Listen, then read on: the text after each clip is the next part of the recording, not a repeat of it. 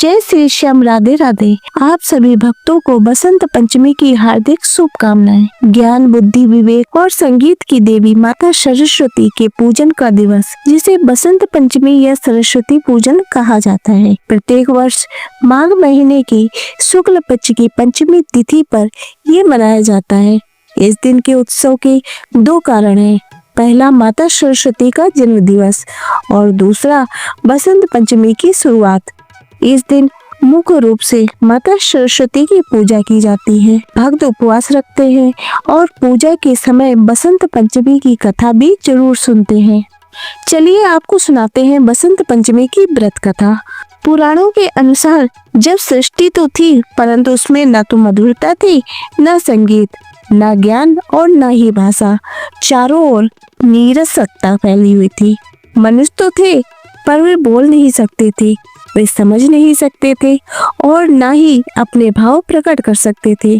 ऋतुएं भी मानो रुकी हुई थी। न फूलों में सुगंध थी, न पक्षियों के कंठ में स्वर। ऐसा लगता था मानो संसार जीवित होते हुए भी निष्प्राण हो। देवता चिंतित हो उठे। उन्होंने सोचा, यदि संसार में ज्ञान, बुद्धि और विवेक ही नहीं होगा तो ये सृष्टि कैसे चलेगी। तभी सभी देवता ब्रह्मलोक पहुँचे। देवताओं ने सृष्टिकर्ता भगवान ब्रह्मा से विनती की, हे पितामह, आपने सृष्टि तो रच दी, परंतु इसमें ज्ञान नहीं है। बिना ज्ञान के प्राणी अंधकार में भटक रहे हैं। भगवान ब्रह्मा भी चिंतित हो गए। उन्होंने अपनी चारों ओर दिशाओं से सृष्टि को देखा। हर जगह मौन था, अज्ञान था।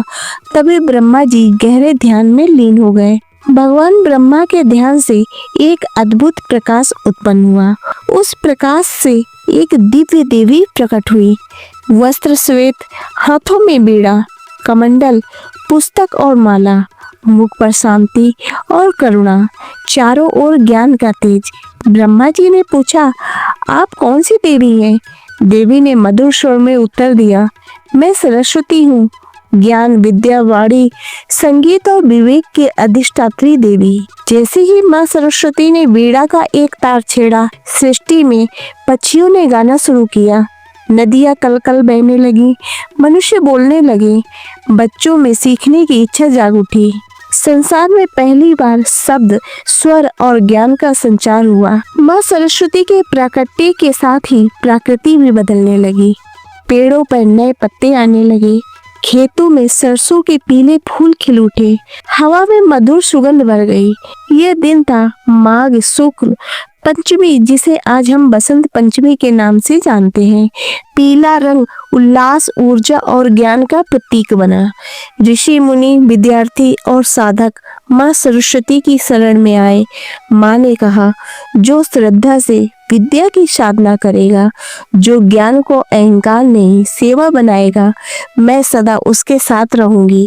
तभी से बच्चों की विद्या आरंभ परंपरा शुरू हुई।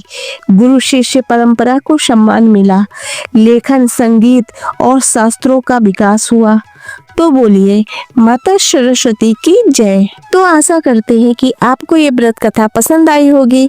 इसी तरह की पूजा पाठ संबंधित व्रत कथाएं और कहानियों को सुनते रहने के लिए हमारे चैनल को सब्सक्राइब कर ले।